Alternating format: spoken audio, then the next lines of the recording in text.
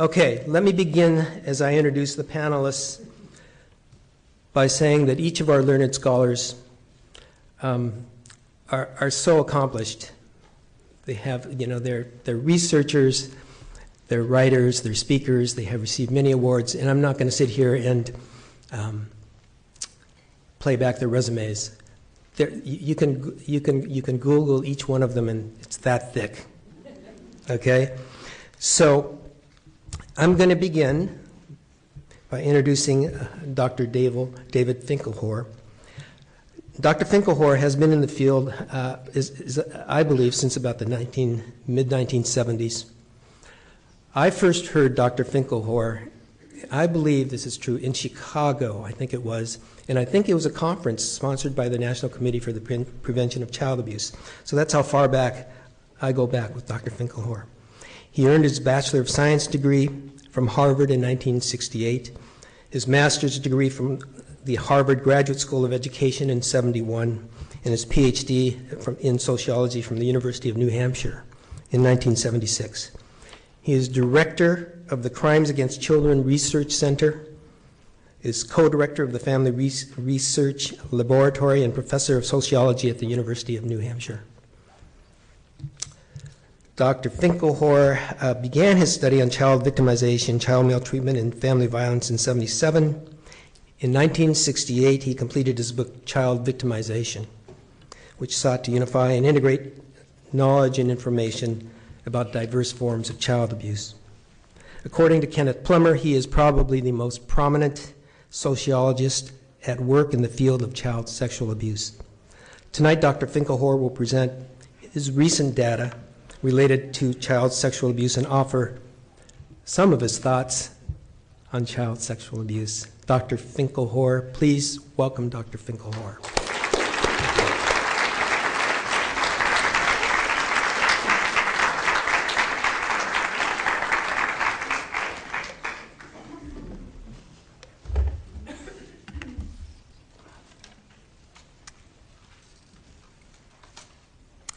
So for those of you that are alarmed to see me sort of in this doddering state, I'm recovering from some back surgery that I had.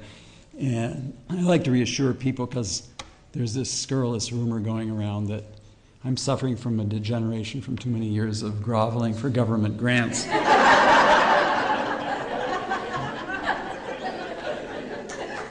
And I have, even my grant officers down in Washington can attest that I only grovel in the most ergonomic fashion. So there's nothing here, and I am getting better. So it is it's very exciting for me as well as maybe exciting for you. I'm very glad to be here, very honored to be here. I mean, Washington has a well-deserved reputation for being at the forefront of this field, and it's very exciting for me to come and be able to talk to you and to hear from you. And I've spent the day talking to people at the Committee for Children, yesterday with people at the King County Sexual Assault Center. In fact, I want to thank you for inviting me to be here. Although when Todd introduced us as distinguished speakers, I heard extinguished speakers,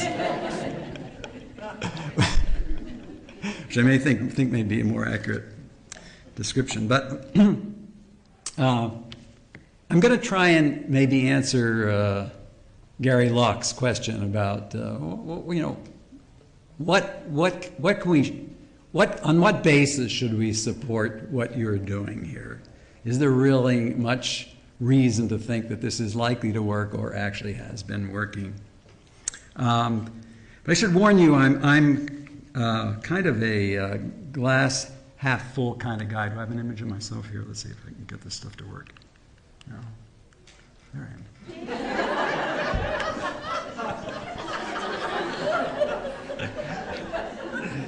I am. Some of you might say that means I'm half full of it. Maybe you'll decide that after. But I am going to start out by emphasizing what I think is some good news that I don't think has gotten sufficient attention. You know, the people in this room, perhaps it's easier for me to talk to you than it is a lot of people because you've been working here on this topic for a long time. But I think it's very impressive to think about all that's changed on this topic in the last 40 years. All the news coverage that there has been, all the films and novels that have treated this issue, the legions of people who've received training of one sort or another, or professionals on this topic, literally thousands of studies that have done on some aspect of this topic, the programs that have been developed, just the quantity of information that exists that didn't exist 40 years ago. I mean, think about how many new memes have been coined that encapsulate ideas that make reference to things that people didn't even have any concepts about before. Megan's Law, Jerry Sandusky, priest abuse, McMartin, children's advocacy centers, internet predators, good touch, bad touch, sexting. These are all things that I think call to mind things that people now know and think about in this area that just simply weren't part of the culture 40 years ago. And I think that the consciousness about sexual abuse of children that was awakened in the 20th and now the 21st century will in retrospect be viewed as a tremendous milestone in the history of child betterment. The effort to understand and remove this age-old scourge from what has been for many a nightmare of childhood, I think will be seen as a major addition to human enlightenment and will have many, many positive and lasting impacts on society as a whole. I think it's important to see that we're not the first people who've tried to protect children from sexual offending and child molestation. I think with just a little reflection, you'll realize that the instinct to protect children in this way is fairly deep and universal and maybe has even biosocial roots to it.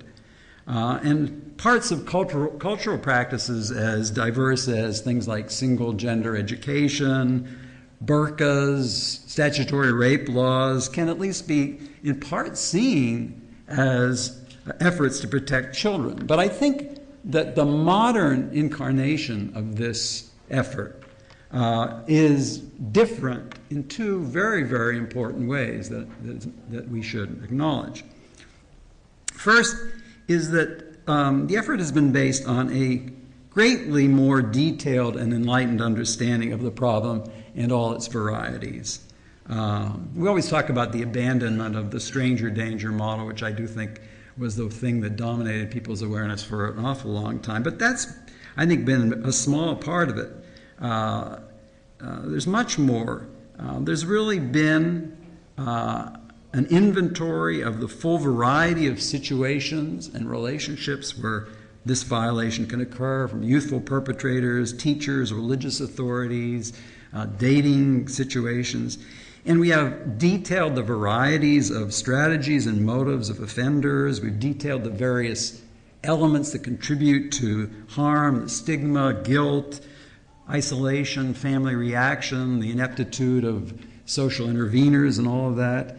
I think this complex of a set of understandings has been really crucial to a much more enlightened approach to this problem. And then there's a second difference that I think is less often highlighted, but has been apparent to me in recent years. And that's we've begun to disentangle the protection of children's sexual autonomy from the clinging web of the other more primitive and oppressive social practices to which it's been linked historically and culturally. So if you think about it, historically and cross-culturally, efforts to protect children's sexuality were mixed up with many, many, I think, profoundly retrograde notions. Some of them, for example, the idea that certain disfavored social groups were intrinsically sexually predatory towards children. You know, in our historical case, this has been blacks and homosexuals and immigrants. I think that the prevention efforts of the past were also historically surrounded by adult and family efforts to regulate and suppress girls and their independence. There was tight control over who girls could associate with, what they could wear. There were inflated notions about the ownership stake that families and men had in the sexuality of young females and the honor status of this. And there were efforts that, I think the efforts were also tied up with notions about the dangerous effect of sexual knowledge even, in efforts to shield children from sexual knowledge as a way of protecting their sexual autonomy.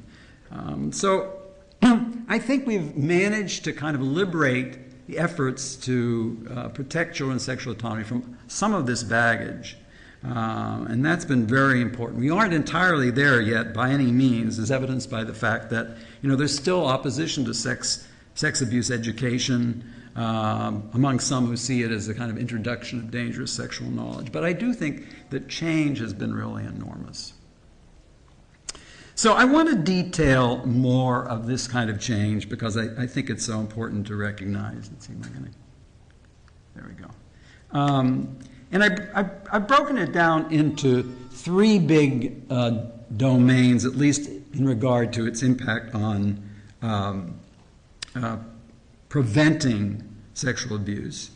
That is law enforcement, educational programming, and public awareness. And in these domains, unfortunately, we don't have yet conclusive evaluation evidence that our approaches in these areas are working. But I do think that we can make strong cases for the value of a lot of what we're doing, although maybe not everything, because there is more generic kind of social scientific evidence behind these approaches that I would like to draw attention to.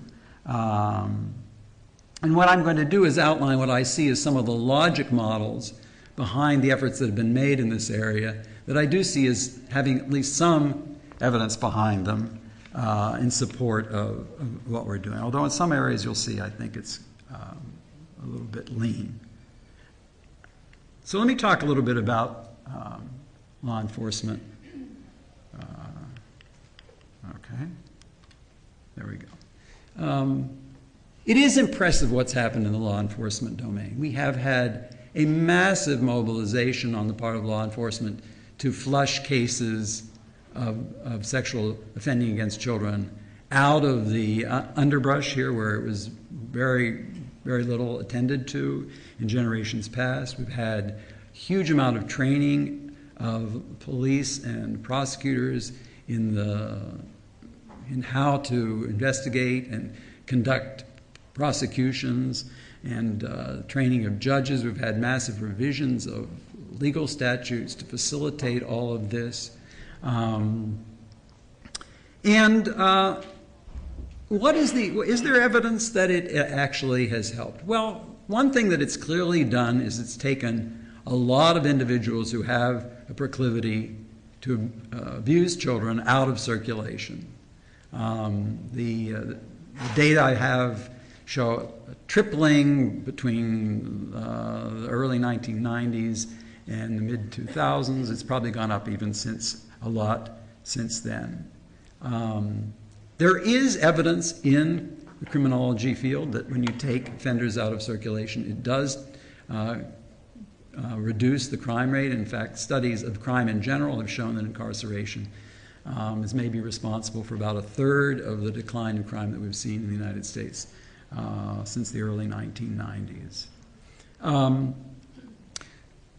Aggressive law enforcement has also reduced the chance for continued or renewed offending by catching people at earlier stages in their offending cycle. And we also know that once people have been caught, although some do reoffend, the recidivism rate is actually relatively low, under 20% overall, and even considerably lower than that for some classes of offenders. And that tends to be a much lower rate of reoffending than you have for what we know about people who don't get caught, who seem to continue, or much more likely to continue on their path of offending. The other thing that the law enforcement effort has done is it, I believe, deterred a lot of offending by conveying that there's a considerable likelihood that you're going to get caught because so many people have, and there's been so much publicity about that. We don't know the direct effects of that, but overall in the criminology field, there have been a number of findings that show that the most important way to deter offending is to give offenders a sense that there's a relatively high likelihood of them getting caught. The severity of the offending of the penalty is much less important than the sense that the likelihood of getting caught is high. So the reasons to think that the logic model with regard to our aggressive criminal justice efforts could be working. I think another area of prevention that we don't often think about because it involves less the people in this room than people who are out there probably doing broadcasts or writing up their stories for tomorrow morning's papers is the enormous amount of public awareness that's occurred about this issue in the media. The volume of newspaper stories and magazine articles and television programs on this topic. I don't think it's fair to say, as you sometimes hear people say, that this is an issue that nobody talks about. It's a topic that gets a tremendous amount of coverage, I think, in comparison to other social problems. And I think we have reasons to think that that has had a very positive effect.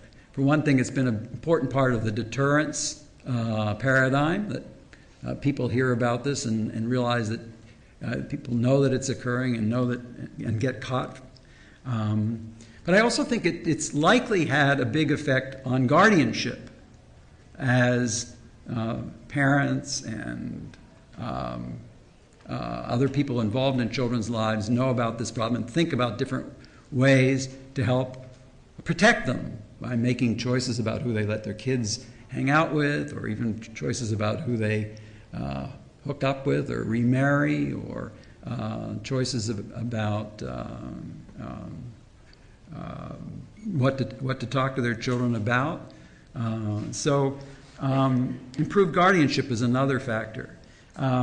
Victim stigma reduction, I think, is also something that we might well expect from this kind of greater awareness. That is to say, one of the classic elements to the sexual abuse situation of people in generations past was growing up, never hearing this talked about and thinking that you were the only person that this occurred to. That doesn't happen anymore.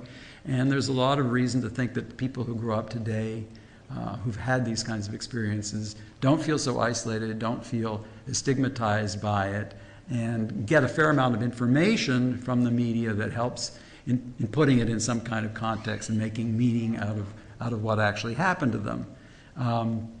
We don't know specifically that happens, but we do know from the studies that have been done of treatment with young people who have been sexually abused, that getting information, getting accurate information, particularly about stigma, does seem to be an important factor in reducing long-term effect of sexual abuse. So there is some empirical basis for thinking that would be helpful. Finally, an enormous amount has gone on in the whole education field with, a lot of you, sounds like, have been involved in that, efforts to provide education to parents, to provide education to young people in schools, to provide education to young people in youth-serving organizations. Once again, it would be nice to know that we had clinical trials showing that this reduced sexual abuse. We don't have that, but what we do have is a considerable body of research that suggests that the kind of skill building that you get with this kind of education in other areas like drug abuse prevention, resistance skills, the awareness skills, decision-making skills, actually are effective in reducing social problem behavior in these other areas. So I think there's a strong reason for thinking that in the area of sexual abuse prevention, sexual assault prevention, they're likely to be successful as well. We do have some evidence that these kinds of programs, even in the area of sexual abuse, do promote a disclosure. There's also reason to think that they help in reduction of secondary harm. That is to say that kids who've been exposed to these kinds of programs are less likely to think that what happened was their fault, or to feel guilt and shame about what happened, or to sort of keep quiet about what was going on. So stigma reduction.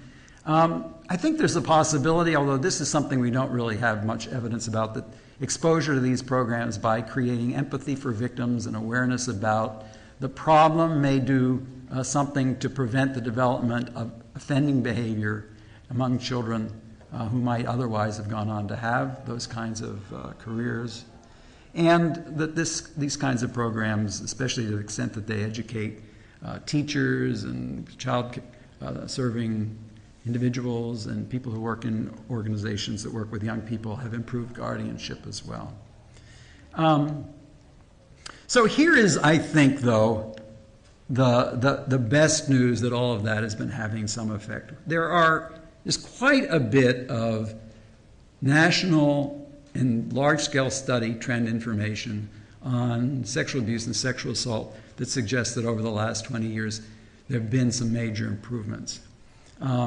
This shows data from the two large agency sources. One, the child protection agencies from all over the country, aggregated by the National Child Abuse and Neglect Data System, showing over the past 20 years over 60% decline in substantiated sexual abuse that these agencies are aware of.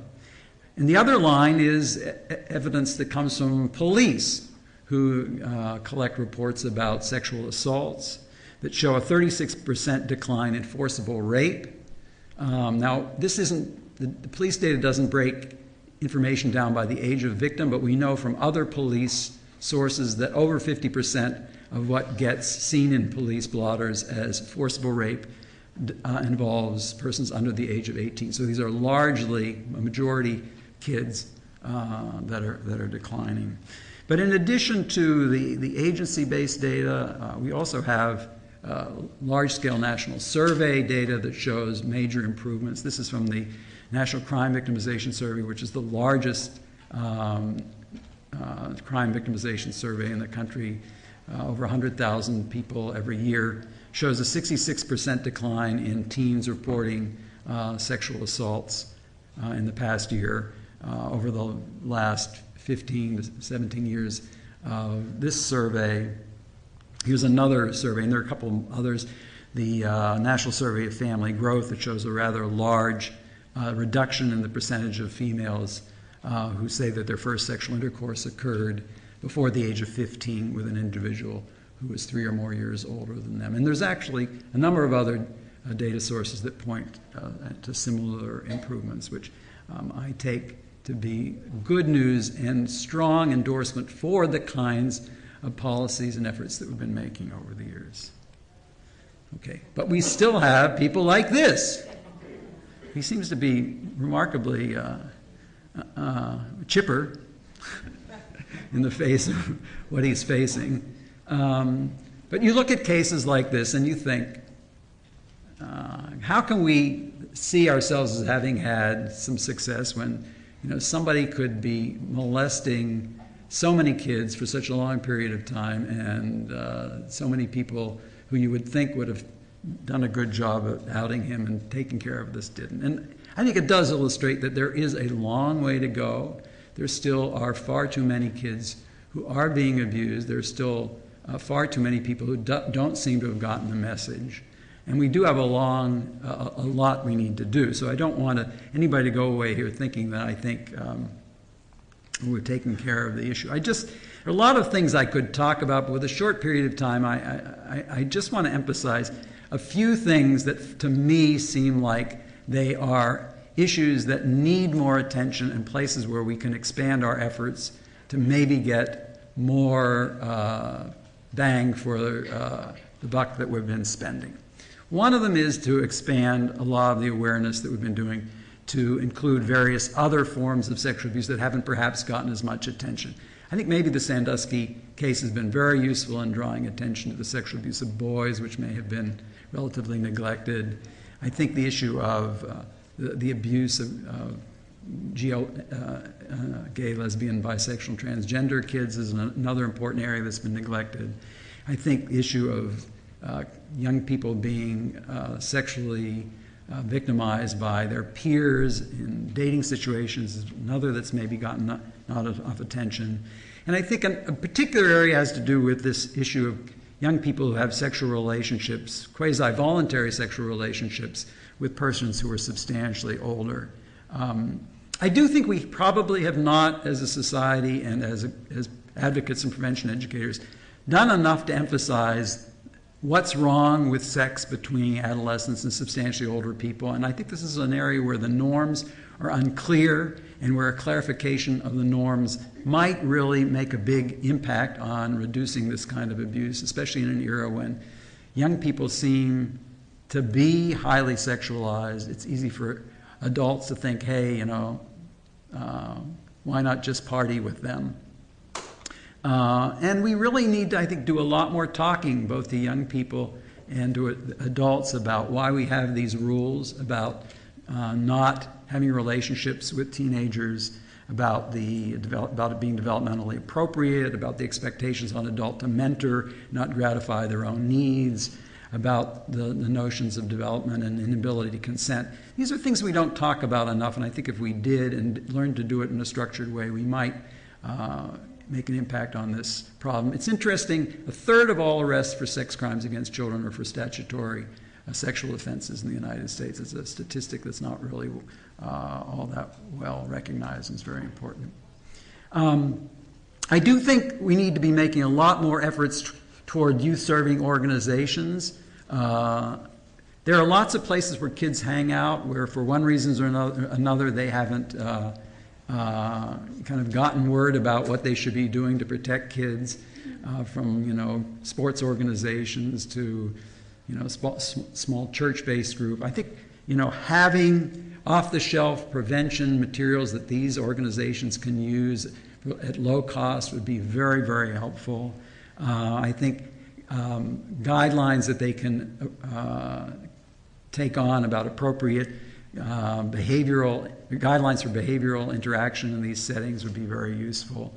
I think something that we haven't recognized enough is that our notion of pedophile molesters doesn't recognize how often non-pedophile individuals who aren't necessarily looking for a sexual relationship with children, find themselves drawn into these relationships because of personal needs they have, and the fact that working with and mentoring kids can involve an intimacy that they did not expect. I don't think we do enough to prepare adults who go into working with children for the kinds of feelings that can come up in these intimate interactions with children, who are sometimes, acting in ways that seem very sexual. And we need, I think, to do a lot more to help adults to cope with those kinds of feelings. I don't think we raise that issue, and I don't think we have provided tools for adults for dealing with that.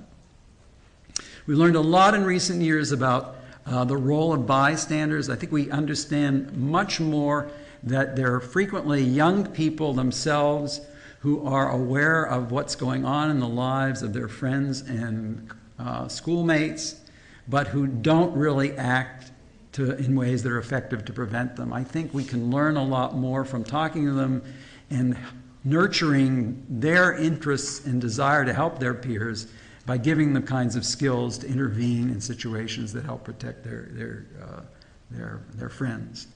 I think there's a lot more that we've proven that getting disclosures to law enforcement has been very helpful, but I think law enforcement is still not a child-friendly place in a lot of communities for a lot of kids. We can do a lot more for helping make it child-friendlier and pitching to the community as a whole that law enforcement actually has stepped over this threshold and they are good guys and women to talk to about this issue and will react appropriately in many places, but I think we could do a lot more in that. And then finally, I think we need to think about how to integrate the sex abuse prevention into other prevention efforts. The Committee for Children is doing a wonderful job on that, but I think we have to think about all the places where we can do that, because increasingly it's just not cost-effective or politically possible to have standalone sex abuse prevention education going on when all kinds of prevention demands are being made of policymakers everywhere. So I put this up because it's funny, not because it means anything.